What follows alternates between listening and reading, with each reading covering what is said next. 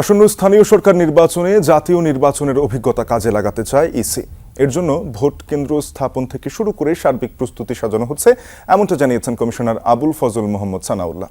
সকালে রাজধানীর একটি হোটেলে এ সংক্রান্ত সংলাপের উদ্বোধনী অনুষ্ঠানে এসব কথা জানিয়েছেন তিনি। এ সময় ইইউ রাষ্ট্রদূত মাইকেল মিলার জানান, বাংলাদেশের নির্বাচন ব্যবস্থায় আগামীতেও সম্পৃক্ত থাকতে চায় জোটটি।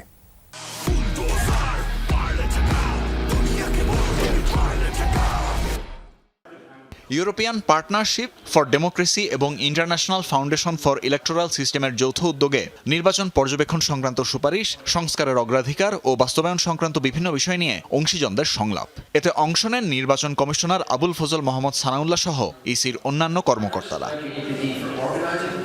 অনুষ্ঠানে অন্তর্ভুক্তিমূলক স্থানীয় সরকার নির্বাচনের গুরুত্ব তুলে ধরেন ইউরোপীয় ইউনিয়নের রাষ্ট্রদূত মাইকেল মিলার। আসন্ন স্থানীয় সরকার নির্বাচনে অন্তর্ভুক্তি আমাদের সবচেয়ে বড় অগ্রাধিকার। পূর্ব অভিজ্ঞতা বলে নারী, তরুণ, সংখ্যালঘু, বিশেষ চাহিদা সম্পন্ন ব্যক্তিবর্গ, প্রবাসী ভোটার ও সুশীল সমাজ নির্বাচনের প্রক্রিয়ায় যুক্ত থাকলে তা আরও শক্তিশালী হয়।